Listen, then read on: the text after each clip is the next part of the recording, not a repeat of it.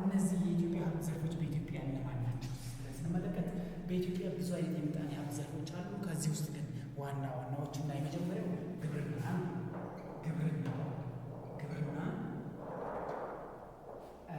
የኢትዮጵያ ዋና የኢኮኖሚ መሰረት ሲሆን በሶስት ይከፈላል። አንደኛ የሰብል ምርት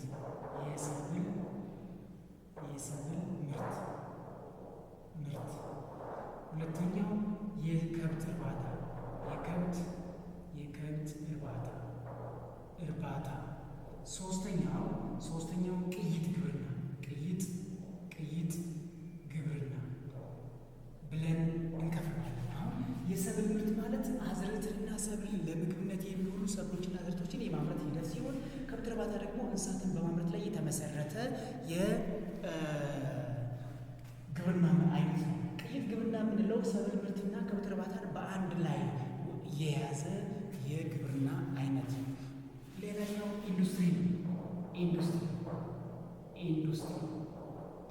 ኢንዱስትሪ ማለት በግብርና የተገኙ ወይም ከእርሻ ስራ የተገኙ ጥሬ ዕቃን በመጠቀም ወደ ምን መቀየር ማለት ነው? ወደ ሌላ የምርት አይነት መቀየር። ጥሬ ዕቃዎችን ወደ ምን ወደ ሌላ ምርት መለወጥ።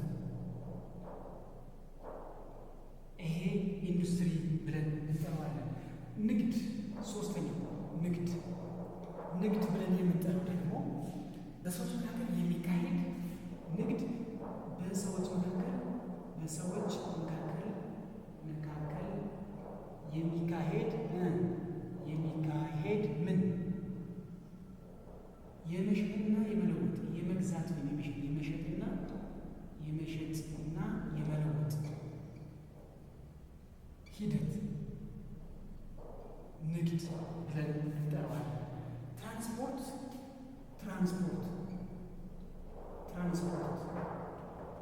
ትራንስፖርት ደግሞ ማለት ነው በአምራችና በተጠቃሚ መካከል በአምራችና አምራች እና በተጠቃሚ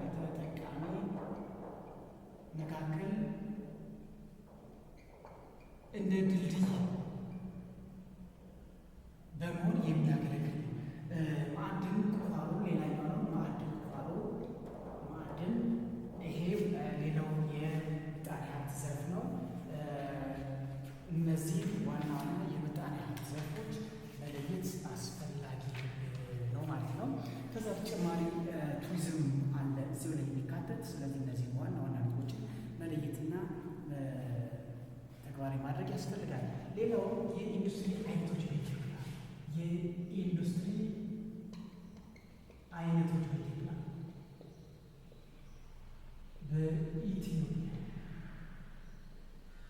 እነዚህ የኢንዱስትሪ አይነቶች በኢትዮጵያ በስንከፍላቸዋለን በሶስት።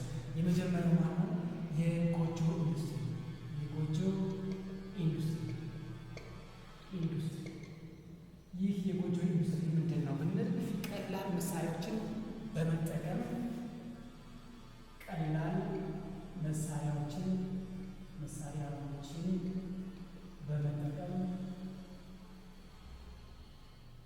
መሳሪያዎችን በመጠቀም ምን የሚያደርግ ቁሳቁሶችን የሚያመርት ልዩ ቁሳቁሶችን የሚያመርት ይሄ የጎጆ ኢንዱስትሪ ይባላል። ለምሳሌ ለመስጠት ያክል የቆዳ የልብስ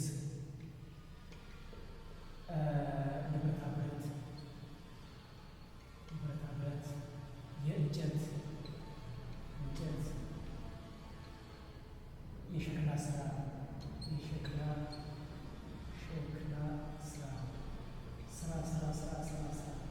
እያሉ መጀመሪያ እነዚህ የጎጆ ኢንዱስትሪ ከሚባሉት ውስጥ የሚመደቡ የኢንዱስትሪ አይነት ሲሆኑ ሁለተኛው ደግሞ ቀላል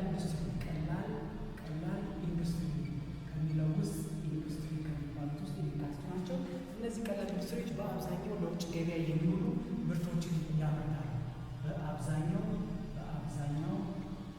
ለውጭ ገበያ የሚውሉ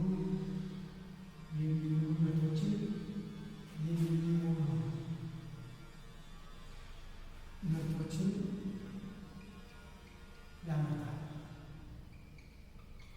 ለምሳሌ የጨርቃጨርቅ ፋብሪካ፣ የምግብ ማቀነባበሪያ ፋብሪካ፣ የምግብ ማቀነባበሪያ ፋብሪካ፣ የጨርቃጨርቅ ፋብሪካ፣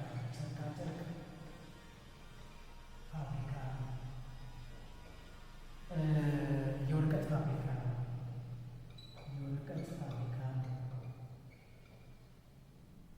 የህትመት ፋብሪካ፣ ወዘተ እነዚህን ያካትታል። ሶስተኛው የኢንዱስትሪ አይነት ከባድ ኢንዱስትሪ ነው። ከባድ ኢንዱስትሪ ይህ ከባድ ኢንዱስትሪ የምንለው እንግዲህ ከስሙ እንደምንረዳው ሰፊ ስፍራ ላይ የሚቋቋሙ ናቸው። ስለዚህ በሰፊ ስፍራ ላይ የሚቋቋሙ ናቸው። እነዚህ ምን ትልልቅና ውስብስብ ስራ ያከናውናል። እነዚህ ምን አይነት ስራ ነው የሚያከናውኑ? ትልልቅና ውስብስብ የሆነ የስራ አይነት የሚያከናውኑ እነማን ናቸው ማለት ነው? እነዚህ ከባድ ኢንዱስትሪዎች ናቸው። ትላልቅና ውስብስብ ስራ ያከናውናሉ። ለምሳሌ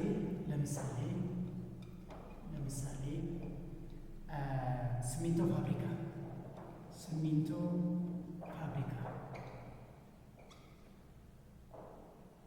የኬሚካል ፋብሪካ፣ የብረታ ብረት ፋብሪካ፣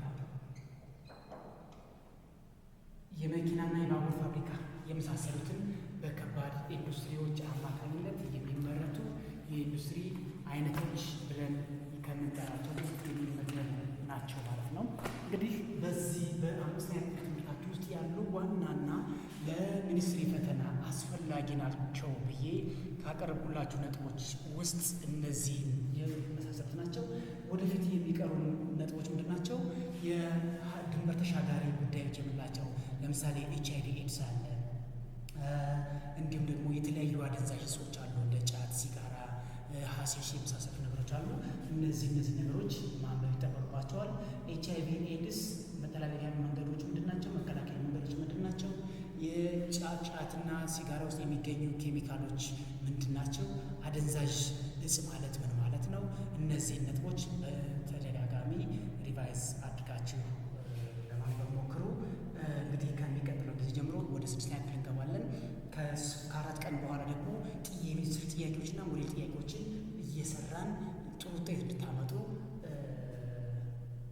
እየተጠያየቅን እንቀጥላለን ማለት ነው። ለዛሬ እዚህ ጋር ይበቃናል። ላይክ፣ ሼር፣ ሰብስክራይብ ማድረጋችሁን አትዘንጉ እያልኩኝ በዚህ እሰናበታችኋለሁ። አመሰግናለሁ።